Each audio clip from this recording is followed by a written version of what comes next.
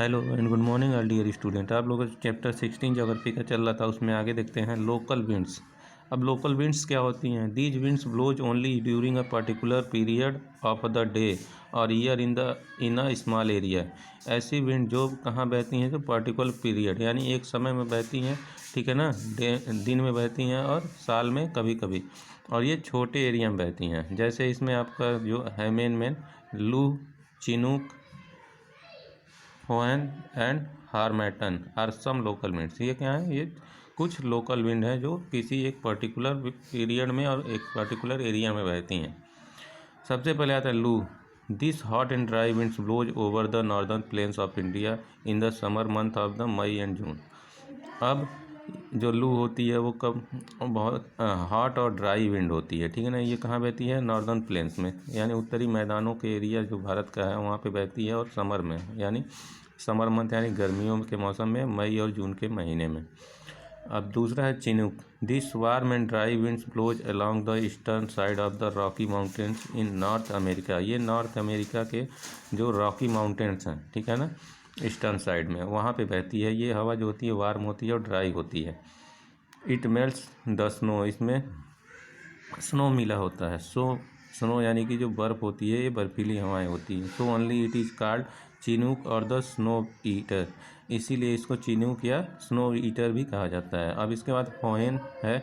This warm and dry winds blows across the Alps in winter and help in ripening grapes in France. अब ये जो फोएन wind है, ठीक है ना, ये वार्म और ड्राई विंड्स होती है ये भी, और ये आल्प्स का जो पर्वत है, माउंटेन है, वहाँ पे जो वहाँ पे बहती है, और ये ग्रेप्स की खेती के लिए बहुत ही अच्छी होती है फ्रांस में, ठीक है। इसके बाद आते हैं Harmattan. This cool and dry winds blows over north west America and brings succour from heat. ये जो विंड है ये कूल और ड्राई होती है, ठीक है ना। ये कहाँ बहती है? नॉर्थ वेस्ट अमेरिका में बहती है, और इससे क्या होता है? सकोर फ्रॉम हीट। ये लोगों को हीट से बचाती है, यानी ये कूल हवा होती है, ठंडी हवा होती है। इसके बाद आते हैं ह्यूमिडिटी, यानी कि जो नमी होती है। Water vapour is an important part of the atmosphere. Water vapour जो होता है, जल वाष्प, ठीक है ना, ये क्या है? एटमॉस्फेयर का एक इम्पॉर्टेंट पार्ट होता है। It's presence in the air determines the moisture content and is called humidity और moisture। ये क्या कहलाता है? इसके प्रेजेंस में, ठीक है ना, ये एयर में जो नमी होती है, मॉइस्चर होती है, ठीक है ना, इसी को क्या कहा जाता है? ह्यूमिडिटी और मॉइस्चर बोला जाता है। Moisture is found in the atmosphere. और जो मॉइस्चर वो कहाँ फाउंड होता है, कहाँ मिलता है? एटमॉस्फियर में मिलता है। और कहाँ पे? ये सॉलिड, लिक्विड और गैसियस स्टेट, ये तीन स्टेजों में मिलती है, सॉलिड, लिक्विड और गैसियस स्टेट, ठीक है। The humidity level varies from place to place and time to time. जो ह्यूमिडिटी होती है का लेवल होता है वो क्या होता है? स्थान से स्थान पे बदलती है, और टाइम टू टाइम डिपेंड करती है टेम्परेचर पे, ठीक है ना। जो टेम्परेचर का कंडीशन होता है उस पर डिपेंड करती है। इफ़ टेम्परेचर इज हाई, जब टेम्परेचर हाई होता है, the rate of evaporation will be high and humidity too will be high. तो जो कंडीशन होता है, टेम्परेचर जब हाई होता है तो जो ह्यूमिडिटी होती है वो भी हाई होती है। Similarly low temperature will result in low. और सिमिलरली यानी कि जब टेम्परेचर लो होता है तो जो ह्यूमिडिटी होती है वो भी क्या होती है? लो होती है। The air in the equatorial region has more moisture than is in other areas of the world. जो इक्वेटोरियल रीजन है वहाँ पे जो मॉइस्चर होता है वो क्या होता है? दूसरी जगहों से क्या होता है? वहाँ पे मॉइस्चर क्या होता है? ज़्यादा होता है। It has more moisture in summer season in comparison of winter season. यहाँ पे जो समर सीजन में जो मॉइस्चर होता है बहुत ज़्यादा होता है विंटर सीजन की अपेक्षा। The amount of moisture decreases at higher places. जो मॉइस्चर का अमाउंट है वो क्या होता है? डिक्रीज होता है। जब हम ऊंचाई पे जाते हैं, हायर प्लेसेस पे जाते हैं, तो वो डिक्रीज होता है, कम होता है। But we do not find moisture in the cold air of the polar region. अब जो पोलर रीजन है वहाँ पे हमको जो कोल्ड एयर बहती है, ठीक है ना, वो पोलर रीजन में वहाँ उसका मॉइस्चर हम नहीं फाइंड कर सकते हैं। When the air is full of water vapour. Air जो होता है किससे फुल होता है? वाटर वेपर से, जलवाष्प से फुल होता है। It is called a humid day.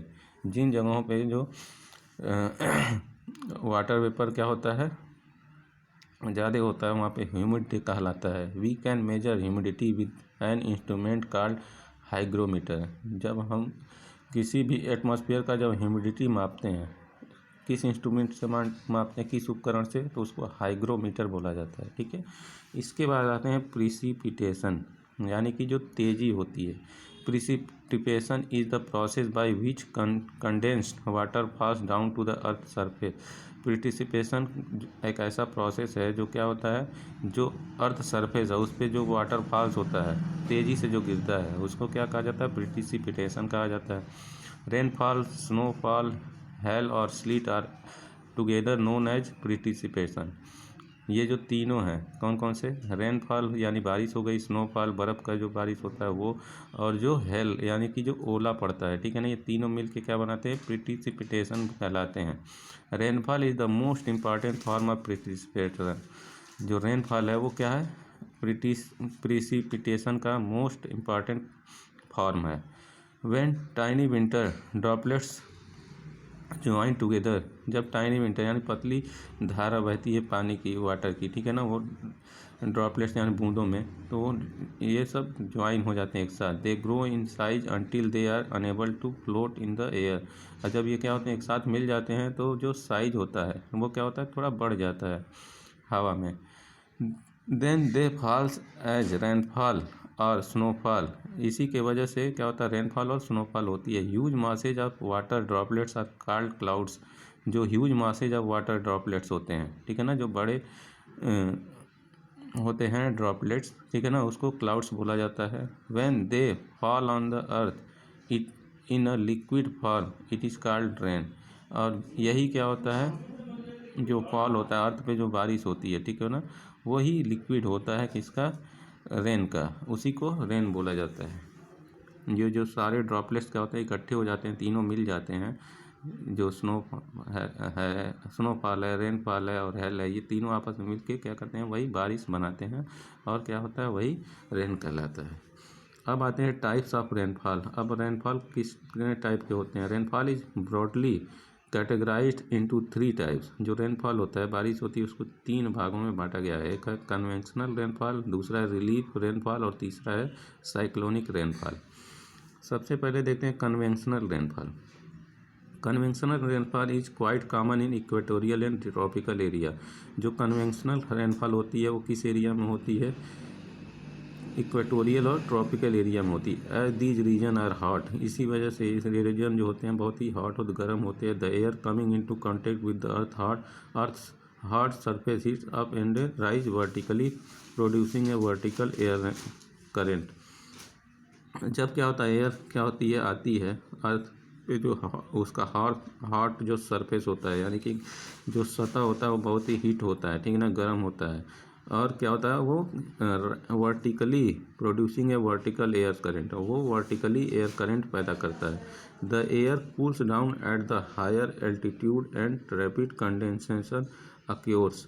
जो एयर होती है वो कूल डाउन होती है कहाँ, जब एल्टीट्यूड से वो हायर ऊपर की तरफ जाती है, ठीक है ना। The clouds are form which bring sudden and heavy rainfall. और उसी वजह से जो क्लाउड होता है वो क्या होता है, अचानक क्या होता है, बादलों से घिर जाता है, और उसके बाद अचानक क्या होता है, हैवी रेनफॉल होता है। This sort of rainfall is generally heavy and it is usually marked by thunder. ये कि जो रेनफॉल होती है बहुत ही शॉर्ट होती है, छोटी पीरियड की होती है, ठीक है ना, और ये थंडर यानी कि जो ठंडा है वो बढ़ा देती है ये भी, ठीक है ना। इस वीडियो में बस इतना ही। आप लोग इस चैप्टर को रीड करते रहिए। Thank you.